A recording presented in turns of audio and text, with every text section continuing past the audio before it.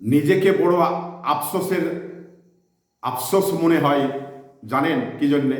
কারণ হলো যে এই বাংলাদেশে, এটি স্বাধীন সার্বভৌমত্ব বাংলাদেশে যা দুর্নীতি রোধ করা আমাদের পক্ষে সম্ভব হচ্ছে না। আমরা এই দুর্নীতির জন্যে রাজনৈতিক দলের সরকার যখন থাকে তখনও এ নিয়ে কথাবার্তা বলি।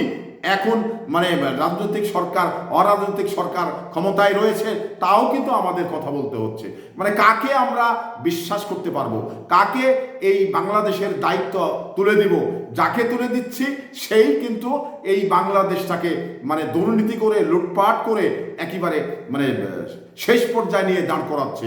তো এই জায়গায় আমি যেটা মনে করছি, কারণ আমরা যেটা মনে করেছিলাম যে গণ অভ্যর্থনে যে ছাত্র সমন্বয়করা নেতৃত্ব দিল, তাদের নেতৃত্বে তারা ফ্রন্টলাইনে থেকে নেতৃত্ব দিয়ে এদেশের মানে পরিবর্তন হলো, সেই জায়গায় হয়তোবা এদের বেশি দরদটা বেশি থাকতে পারে। কিন্তু পরবর্তী সময় যেটা দেখতে পাচ্ছি সেটা এদের ভিতরে বড় ঘাবলাবাজ, এদের ভিতরে বড় ঘাবলাবাজি। কারণ শুধু মানে এই যে জিরো মানুষ আজকে মানে অন্তর্বর্তী সরকারের উপদেষ্টা হওয়ার পরে তারা যে হিরো হয়ে গেছে, তারা যে নতুন গাড়ি একটা করে একটি বিলাসবহুল গাড়ি বদলাচ্ছে, তো এই টাকাগুলো কোথায় কোথায় থেকে আসছে?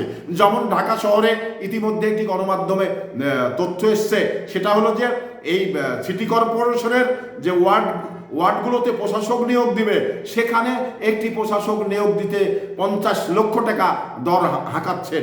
এগুলো এই যে স্থানীয় সরকার উপদেষ্টা যিনি আছেন এই ছাত্র সমন্বয়ক, উনি কিন্তু এই মানে দরটা হাঁকিয়েছেন। তাহলে এবার 29টি ওয়ার্ড, এই 29টি ওয়ার্ডে যদি 50 লক্ষ টাকা করে নেয়, তাহলে কত টাকা হবে? এই টাকা মানে টাকার পাহাড় গড়বে। তাহলে কার কাছে আমরা সৎ বিচার আশা করব?